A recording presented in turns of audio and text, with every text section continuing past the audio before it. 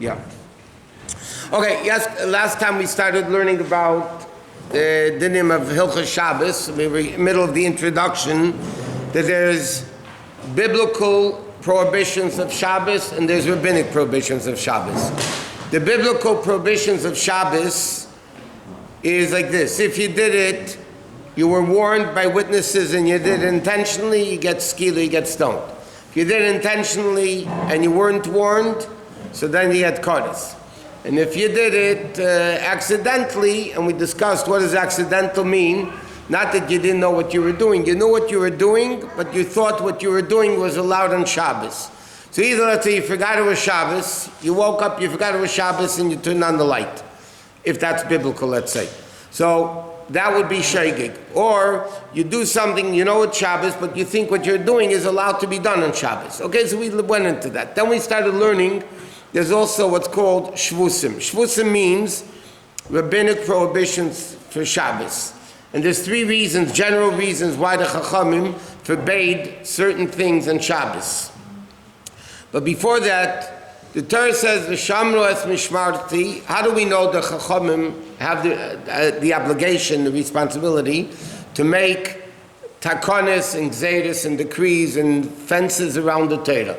Because the Torah says, "V'shamru es mishmarti," you should guard my guardings, which means the Torah gave the Chachamim the obligation to make fences around the Torah, that you shouldn't, God forbid, come to transgress something biblically. So the physical example, if they're making a hole in the middle of the street, right, the workers to go down, so you don't let people go all the way to the hole and say, don't fall in. You make a barrier around it and you say, don't fall in. You don't let people walk all the way to the end of a cliff and then fall down. So you make a fence to protect the dangers. So the Chacham were given the biblical obligation, and therefore it's a biblical mitzvah to listen to the Chachamim, by the way, that you have to make sure that you don't come to do it. So generally, this is what we learned last time. So generally speaking, there's three reasons why the Chachamim instituted the takonos they made. So for instance, one reason was because things are very similar sometimes to biblical prohibitions. And if you do the rabbinic things, then you might come to do the biblical thing. For instance, biblically, you're not allowed to squeeze olives and grapes on Shabbos. Squeezing olives and grapes on Shabbos because those fruits were primarily made for the liquid. The liquid is better than the fruit. Wine is better than the grape, and olive oil is better than the olive. So therefore, it's biblically, we discussed this during the week, dash, whatever, it's threshing, it's an offshoot of threshing, it's chita. So biblically, you're not allowed to squeeze grapes and olives. Then there's other fruits that they're not, people also squeeze them a lot. Like you have berries, oranges, lemons, people also squeeze those things a lot. So they're not biblically prohibited because it's not wine and grapes, wine and oil. But the Chachamim said it's very similar. So people will make a mistake and think that you could squeeze olive. They're not going to understand the difference, that grapes and olives you can't squeeze and lemons you could. So therefore the Chachamim said you can't. There's a bunch of examples for each one that we'll get to. Another reason why the Chachamim forbade certain things, because if they allow you to do it, you will come to transgressing something biblical. For instance, one of the lamites malachos, one of the things biblically prohibited on Shabbos is writing. So anything that person does that will lead to write, possibly to write, the Chacham said you're not allowed to do it on Shabbos. For instance, business of buying and selling. Now, buying and selling is not biblically prohibited on Shabbos because it's not one of the lamites malachos. But the Chachamim said, normally when you do business, you write. You write receipts, you write bills, you write, there's a lot of writing involved. So if you might come to write, so therefore the Chacham said, rabbinically, you can't do business on Shabbos. There's tons of examples. You might come to do biblical things. That's the second reason why. Again, we're going to discuss a lot of details as we go on. The third reason why the Chachamim forbade certain things in Shabbos, because it's lacking in the spirit of Shabbos. It's not Shabbos, it's not in the spirit of Shabbos to do those things, and we'll talk a lot about them. For instance, preparing from Shabbos for after Shabbos. Okay? Biblically, it's not a problem preparing on Shabbos for after Shabbos as long as what you're doing is allowed. But the Chachamim said it's not in the spirit of Shabbos to do work on Shabbos that you don't need for Shabbos, you need it for after Shabbos. So these are a lot of concepts. Part of these three issues that we just discussed is another thing which is very, very basic. And one of the reasons why the Chachamim forbade certain things in Shabbos, because, again, you might come to do it in the proper way, which means as follows. We'll learn as we go on that the Torah, when you do a malacha on Shabbos, to be biblically prohibited, it has to be done the normal way that it's done. If you do it differently than the normal way it's done, it's not biblically forbidden. Simple example. Writing is forbidden on Shabbos. Now a right-handed person writes with his right hand, not with the left hand. So therefore, if a person would write with his right hand, he's biblically transgressing Shabbos. If he writes with the left hand, that's not the normal way of doing it. It's what's called a shinui. It's not the normal way of doing it. If it's not the normal way of doing it, it's only rabbinically forbidden. It's only rabbinically forbidden. Why did the Chacham say it's rabbinically forbidden? Because you'll come to write with the right hand. I mean, it's something, a lot of things, but I'll tell you where you have a practical, where this applies in a very practical way. What happens, somebody, let's say, has to go to the hospital, they're having a baby. Okay, that's the only reason why people should be in a hospital. So now, you have to sign papers. And without signing papers, they're not going to do what you need to do.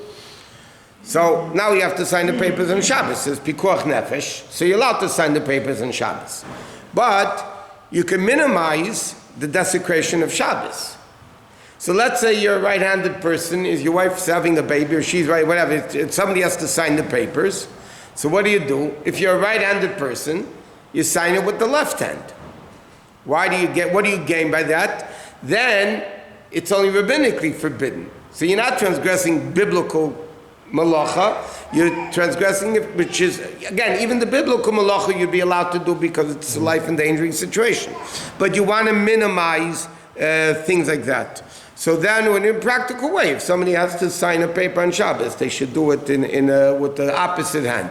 Now, for a left-handed person, for him normally to write is the left hand. So if he writes with his left hand, then he would be chayiv min ha-Torah. If he were writing with his right hand, it would only be rabbinically forbidden. Well, if you're ambidextrous, both ways are forbidden biblically. So there's other things, when you don't do something normally, if you don't do something the normal way of doing, not that it's allowed, it's practically, it's forbidden, but it's not biblical. So sometimes, you have this a lot of times when people ask shilas about they need to do medical things at home, and there's no goy, but they have to do it. I mean, halacha says they have to do it. So let's say, I'll give you an example. Let's say, instead of, normally you turn a light with your hand. With your fingers, you flick the switch to turn on a light. So what happens if you did it with your elbow? It's not the normal way of turning on a light. Okay? So then it would only be rabbinically if turning on a light is biblical. It's a sapir issue by itself. But then you would be rabbinically transgressing, not biblical. Or if you have, let's say, a lamp that has a foot pedal. Yeah? So then, if let's say with a normal switch, I kick it with my foot. I kick up my foot, and so that would only be rabbinically forbidden, because it's not the normal way of doing it. But if I have a lamp that has a foot pedal to turn it on and off, and I use my foot for it, then that would be biblically forbidden, because that's the normal way of doing it. There's many, many dinim like that. You have to do it the normal way it's being done for the right purposes. A lot of things like that would Amir Hashem will get to. So these are things that the Chachamim forbade on Shabbos, because you might either come to do something biblical, resembles biblical, whatever it may be. Then you have another issue. There's certain things that are forbidden because what's called maras ayin. Maras ayin means people will have a misconception that you're doing something wrong. For instance, on Shabbos, one of the lamites malachos is washing clothing. Liba, malabin, washing clothing. So washing clothing is biblically forbidden. So therefore, the Chacham say like this: what happens if somebody finished the load right before Shabbos? This is pre-dryer times. So now on Shabbos, they want to hang out the clothing on the clothesline. So I didn't wash the clothes on Shabbos. The clothes were washed Friday before Shabbos. But now I want to come and hang out the clothes on the clothesline on Shabbos. So you're not allowed to do it. Why? I'm not washing the clothing. I'm not doing anything.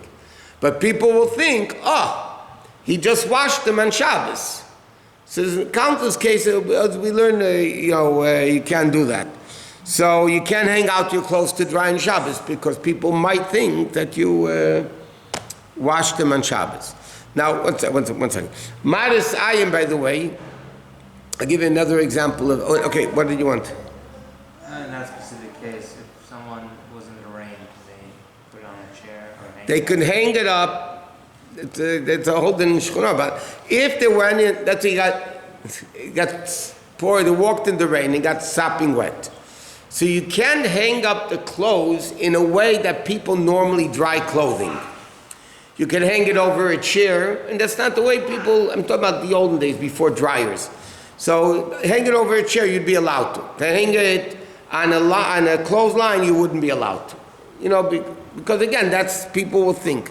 But the din of maras ayin is a very interesting thing. Maras ayin, that's what people, give you another example. Israeli that comes to America, and let's say they're going back. So they keep, let's say, one day Yom Tov. Okay, let's say they're keeping one day Yom Tov. So on the second day Yom Tov, when in America, let's say it's Yom Tov, but by them it's not Chag, they are not allowed to do any malacha whatsoever. Even in their own house. Even in their own house, nobody's looking. Maras ayin is also even b'chadrei chadorim, even in the most inner parts of the house, you're not allowed to. But there are opinions on halacha, including the Alter Rebbe, that it says if it's only a rabbinically prohibited thing, in your house in private you could do it. But not something which is biblically forbidden. That everybody says. If it's biblically forbidden, maras ayin, which again, people will think you did something wrong, that's forbidden. Even in chadrei chadorim, even the most inner places, you'd still be not allowed to do it. Why do we care if people think that? That's a good question. That's their issue. But there's a few issues with that. Number one, if they see you're doing it, they might think that you're allowed to do it. That's number one. They might think that you're allowed to do it. Then there's another thing. There's a pasuk that v'yisem nekiyah me'Hashem u'miyisrael. A person should be clean, from Hashem and Jews. Therefore, the Gemara learns out from that pasuk that a Jew is not allowed to do something, even though what he's doing is allowed.